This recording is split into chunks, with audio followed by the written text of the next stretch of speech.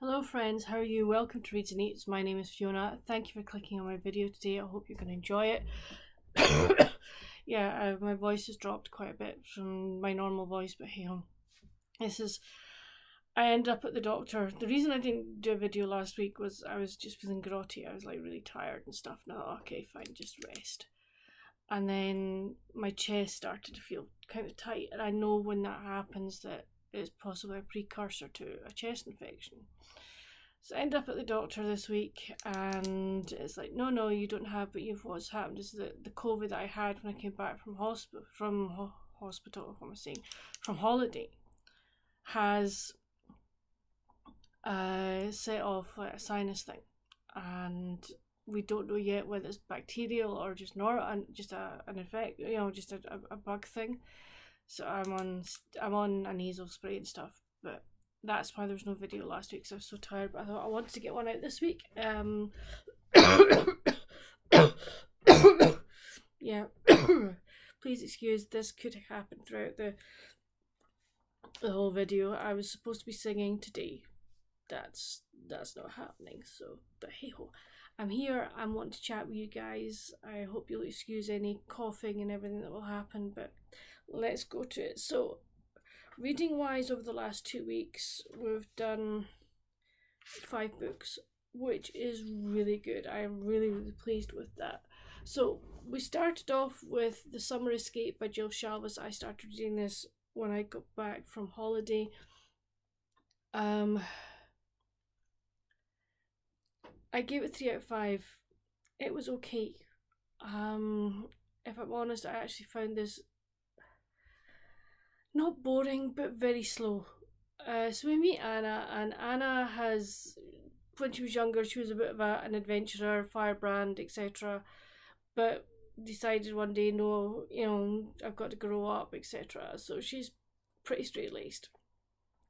Her sister is on bed rest at the present because she is pregnant with triplets. And her sister is sort of trying to live her life vicariously through Anna.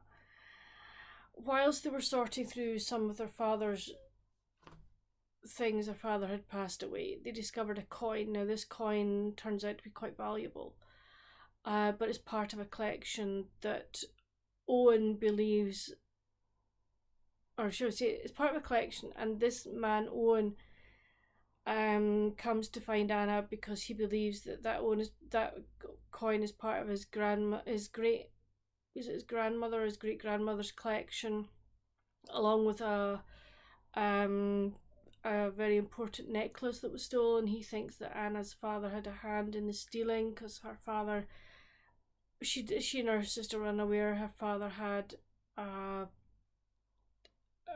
sheet, an arrest sheet and stuff. So it's following Anna and Owen is to try and figure out, who stole everything and where it all was and stuff like that. It was okay. I just couldn't connect with the characters. I just didn't particularly care for them, and it just didn't gel with me, which is fine. You're not always going to get books that gel with you. I don't get me wrong, I do like Jill Shalvis's writing. It's not one of these books that it was like, oh, I've read it, I'm gonna, that's it, I'm no longer gonna read. It's not that at all. I then read Escape by James Patterson and David Ellis. I'm not going to say anything about this because this is one I'm doing a video about this in one other book. I'm vlogging it, and you'll learn out all about it when I get that vlog done. But just to say, I really enjoyed this one. I then picked up on my Kindle Evergreen Christmas by Janet Dailey. This is the first in a new series. I will leave the name of the series as well in the description box. I gave this a 4.5 out of 5. I adored this one. It was so good. So we meet Jordan, and Jordan moves to this new town, or a town. She has been a barrel racer, has been on the circuit for a number of years, but now wants somewhere to call home. The town is called Chestnut Ridge, or is that the name of the farm? I can't remember totally, but no, the town is called Noel, that's right. And she's bought a house that's called Chestnut Ridge. And she's really excited because it's kind of her first home, etc. And we learn why earlier, later on in the books. But she attracts the attention of the Nanas, which are 4 women in the town who are like, shall we say, the four matriarchs of the town. And they've decided that Jordan is going to be their ticket this year to win the annual Christmas competition. But she's up against Nate, and Nate has won the crown for the last 9 years, and he wants to win it for the 10th. And there's reasons behind that. He is a beautiful wee girl who is just so effervescent, so full of fun, joy, love, everything. It is, she is just delightful. Her name has flitted off into the ether for me. Roxy. And it's, Nate and Jordan are obviously attracted to each other, but it's like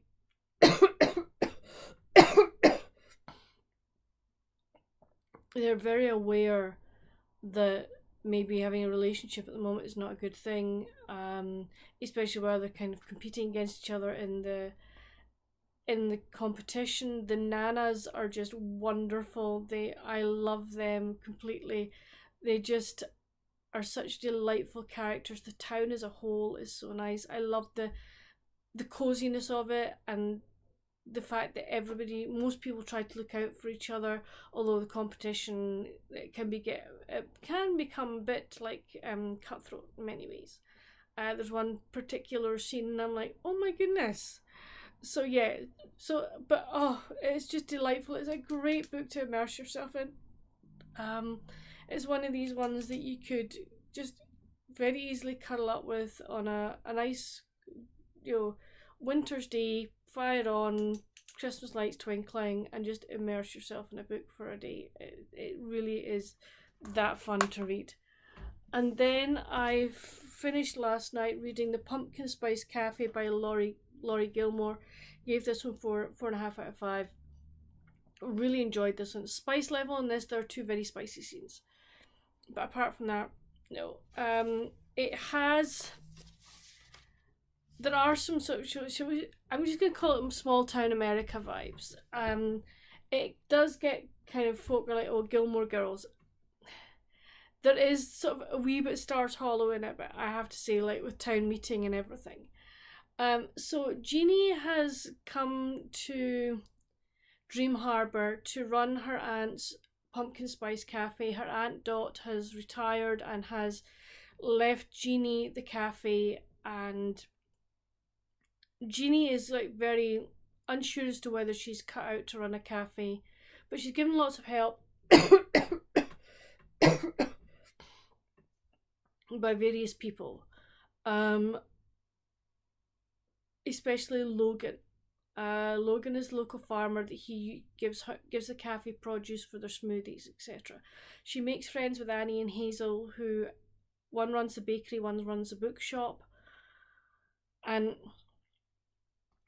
they sort of kind of warn her off Logan, but the attraction between the two of them is like really strong, and it's like, are they going to be able to not be attracted to each other? The answer to that is no. But various things happen. There's somebody trying to sabotage the cafe, I kind of worked out quite early on who it was, and I kind of worked out why, but that doesn't matter. It was really well written. Loved the characters. The characters are just so well written, so nice, and I really like the combination of Jeannie, Anna, and Hazel. I think they work really well as a trio of characters. I really liked Logan. I can understand why he was reticent about various things. I loved his animals on the farm. They were just brilliant. I liked the way he named his animals. That was really funny. So yeah, so I know the second one's out, and I'm really looking forward to getting it. But no, I mean, spice level, 2 really spicy scenes, but apart from that, that was it. But no, really loved it. I mean, and I used this as my prompt for my first prompt for the Scooby-Doo readathon, run by Sonia from Sonia with an I, cousin Sonia. So white on the cover, there's a white cat. It's a Scooby-Doo. I could probably get to fill a couple of other prompts as well, but that is what I have read over the last 2 weeks.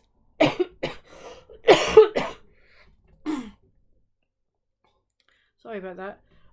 What am I going to read now? I'm going to read,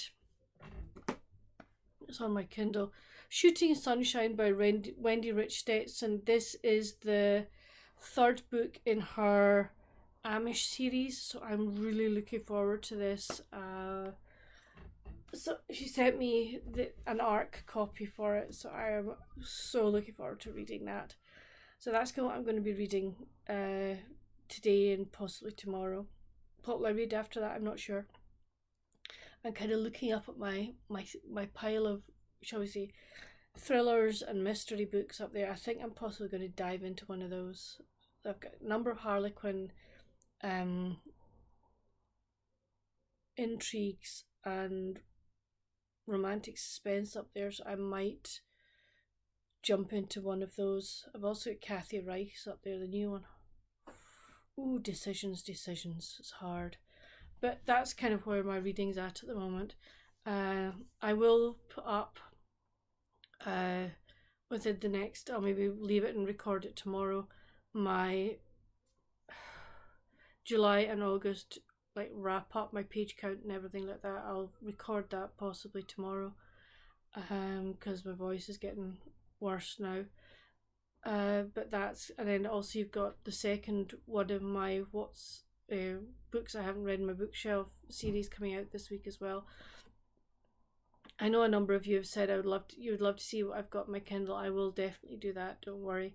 I've kind of worked a way that I can get that done. But that'll wait till my voice is a lot better. But that's it for this video. Please let me know down in the comments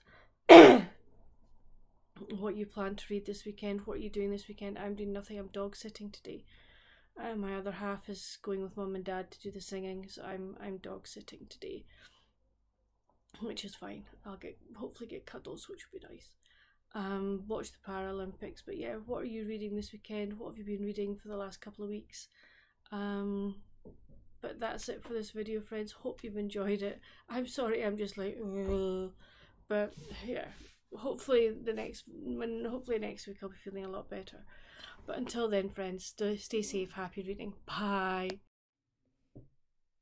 Editing Fiona here, I realised I missed out one book, and that was A Maid on Fifth Avenue by Sinaed Crowley. I got this as an e-arc from NetGalley.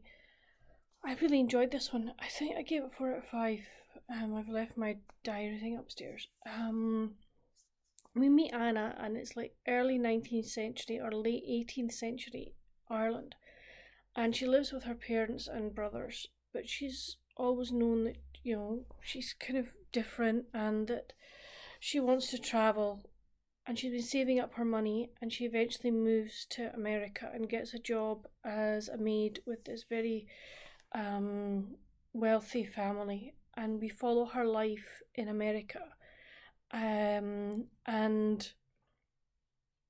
the things she does, the people she meets, there are various things that impinge on that life, and she has to make some very hard decisions. But we really see her grow up in America. I really liked her as a character. I thought she was a really good character. I liked the friends that she made in America as well. I also liked her best friend back in Ireland as well. And it was really nice to sort of see her develop as a person, and as, you know, and grow and become her own woman. And also, you were also very aware of the start of the change for women in the, you know, not totally suffragettes, but along those lines in America, and fighting for women's rights and everything. It was really, really good. I thoroughly enjoyed it. As I say, there was there was kind of, she had to make a couple of very tough decisions, and I was like, oh, you poor thing that you had to make these decisions. And we also got to find out the consequences of those decisions. So yeah, so I was really glad I got this as an E-arc. I remember when I sort of got it, I was like, but the more I got into the story, the more I really did enjoy it. So yeah, it's another good read that I had. So that actually makes 6 books, I think, in the last fortnight. So that's not too bad. But I shall let you go now. Bye.